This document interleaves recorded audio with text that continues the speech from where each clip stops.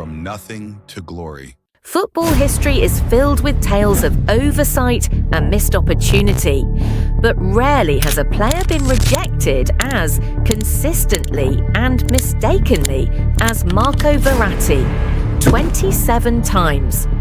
That's how many times scouts, coaches and directors of football watched, evaluated, and ultimately passed on the player who would become one of the most technically gifted midfielders of his generation. From youth tournaments in Italy to professional showcases across Europe, the pattern repeated with remarkable consistency: too small, too slight, lacking physical presence. The judgments followed a predictable pattern, focusing on what was missing rather than what was present. The footballing intelligence and technical mastery that would later command transfer fees in excess of €100 million remained invisible to those tasked with identifying exceptional talent.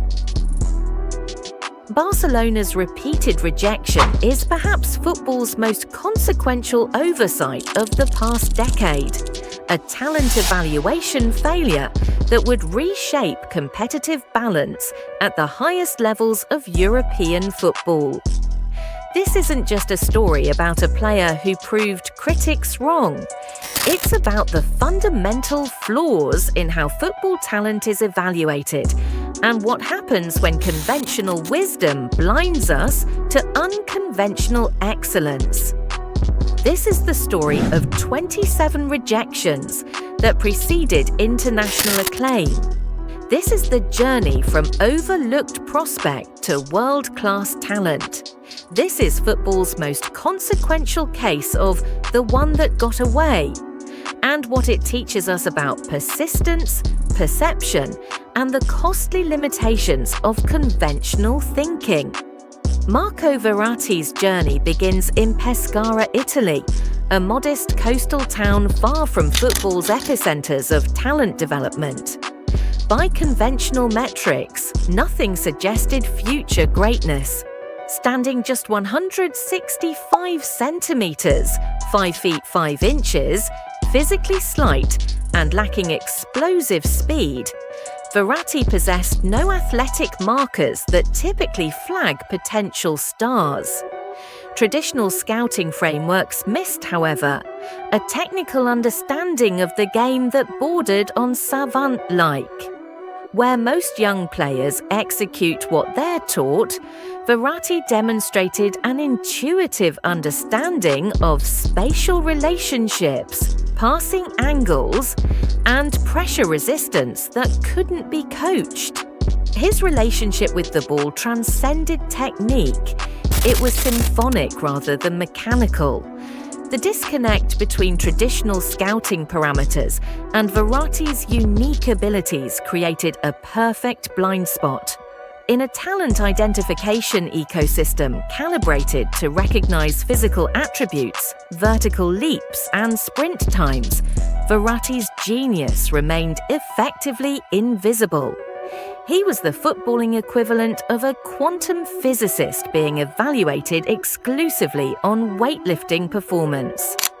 The data tells a story that eyes alone struggled to see.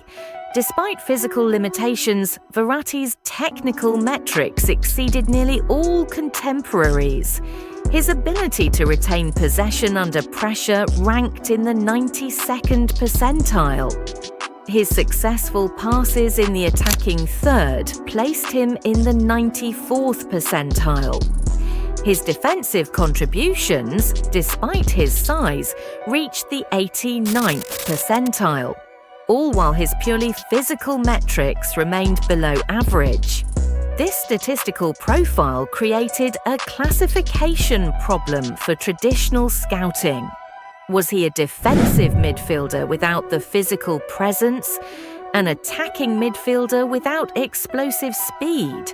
A deep-lying playmaker in an era when the position was evolving toward more athletic profiles? The categorical ambiguity made him easy to dismiss despite exceptional performance data. The club's historical appreciation for technical mastery over physical dominance makes Barcelona's repeated rejection particularly noteworthy. The institution that elevated Xavi and Iniesta, neither physically imposing, somehow failed to recognize the same brilliance in Verratti, despite multiple opportunities to correct their oversight.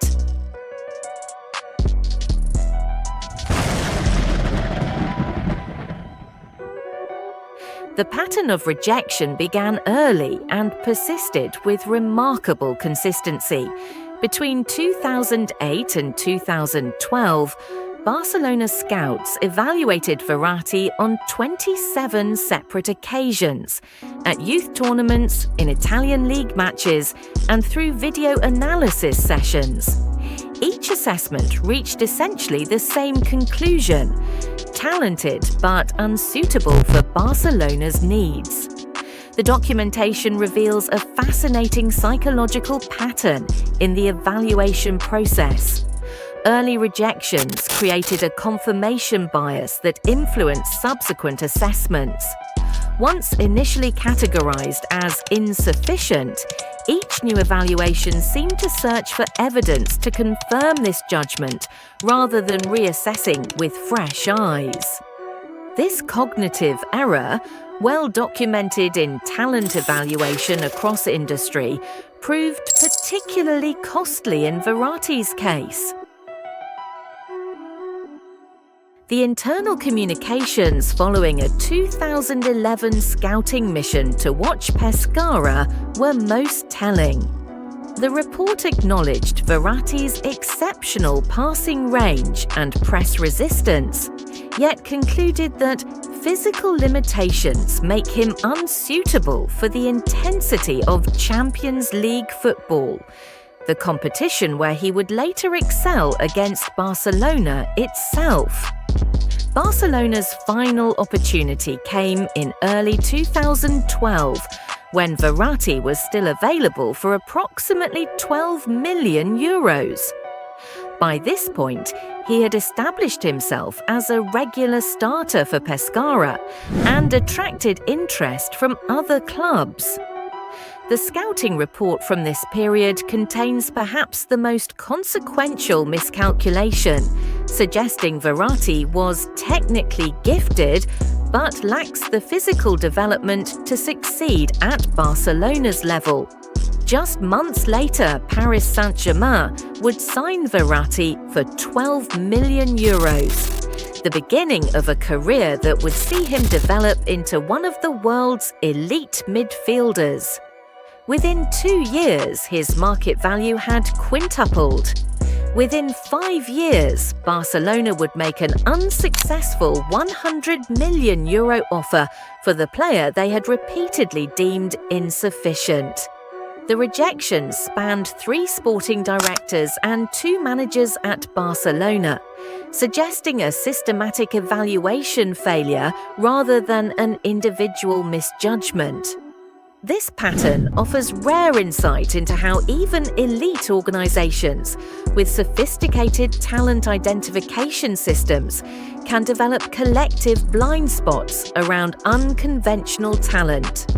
Paris Saint-Germain's acquisition of Verratti in 2012 initially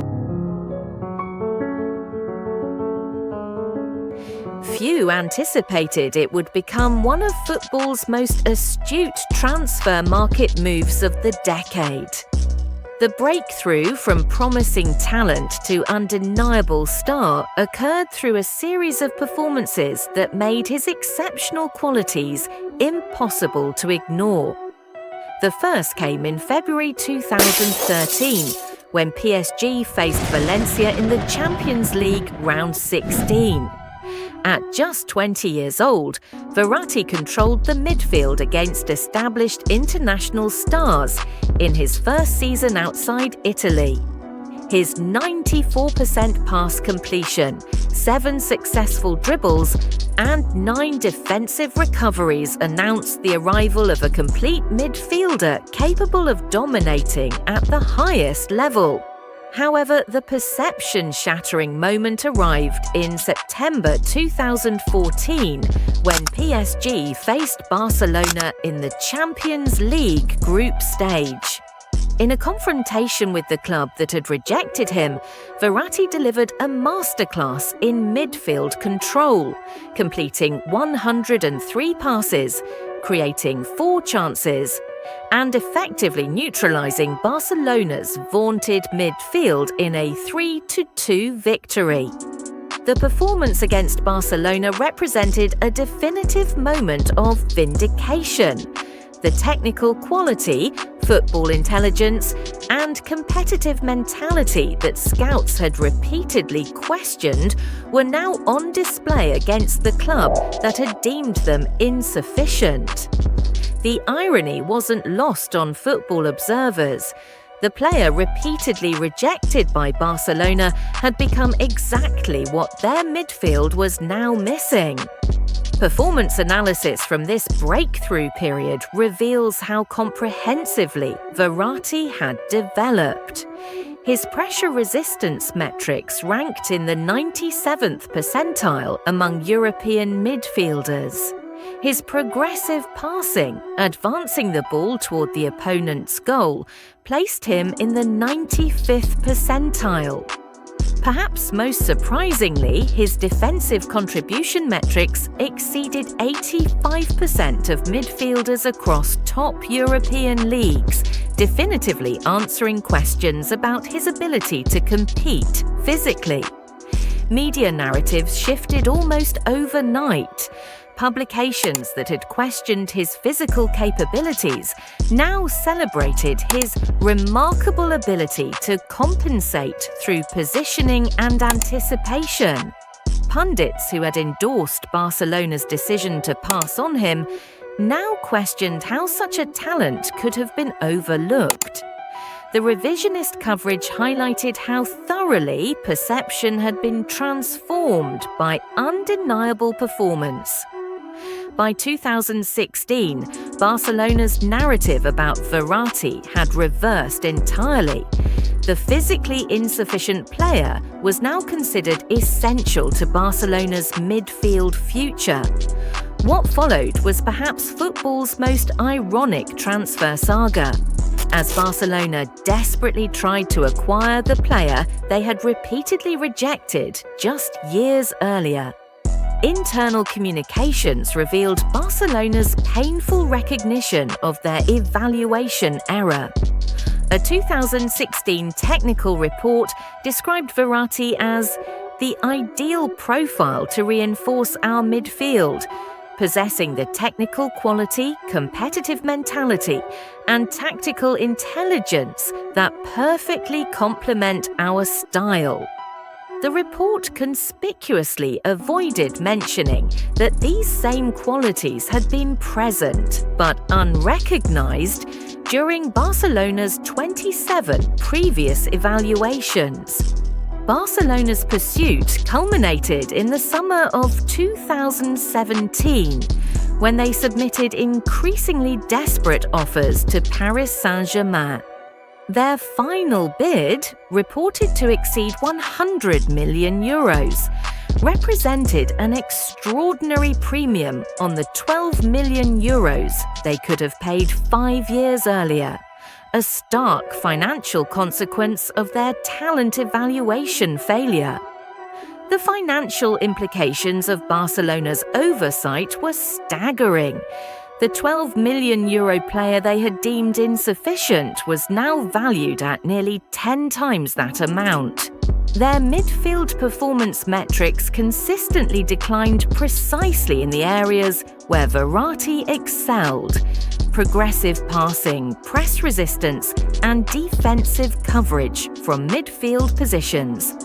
PSG's response to Barcelona's pursuit added further irony to the situation. Not only did they reject all approaches, but they strategically referenced Barcelona's previous evaluations in their communications. One PSG executive reportedly told Barcelona representatives, "You had 27 opportunities to sign him when you thought he wasn't good enough." that assessment has proven extremely expensive. The saga represented a complete reversal of power dynamics. The club that had repeatedly rejected Verratti was now willing to make him one of the most expensive midfielders in history. The player once deemed physically insufficient for Barcelona's standards was now considered the solution to their midfield deficiencies. The institution, famous for its talent identification, had been forced into the humbling position of publicly pursuing a player they had systematically misjudged. Verratti's story transcends individual circumstances to reveal fundamental flaws in how football talent is identified and evaluated. Analysis of Barcelona's scouting reports shows a consistent pattern across the industry, prioritizing observable physical attributes over less tangible technical and cognitive skills. This bias toward physically measurable characteristics creates blind spots around players with exceptional game intelligence, technical security, and decision-making quality. These attributes, often more predictive of long-term success than physical metrics, require more sophisticated evaluation frameworks and greater evaluator expertise to assess accurately. Verratti's journey from rejection to vindication offers lessons far beyond football. This story illuminates how even sophisticated evaluation systems can develop systematic blind spots and the extraordinary value in these overlooked spaces. Verratti provides a powerful template for talents facing rejection. His response to dismissal wasn't to internalize the judgment or adapt to conventional expectations. Instead, he maintained absolute conviction in his unique qualities and focused on environments where those qualities could flourish. This psychological resilience, maintaining self-belief despite expert rejection, represents perhaps his most valuable lesson for others facing similar judgments. For organizations involved in talent evaluation, the cautionary implications are equally significant. Barcelona's 27 rejections of Verratti cost them both competitively and financially. The 100+ million they later offered represented more than a price tag. It quantified the cost of systematic evaluation failure. For every aspiring talent facing rejection, every organization evaluating potential, and every industry developing prediction systems, Verratti's journey offers the same essential truth. Conventional evaluation frameworks will consistently undervalue unconventional excellence. The greatest opportunities often exist precisely where traditional judgment suggests they don't.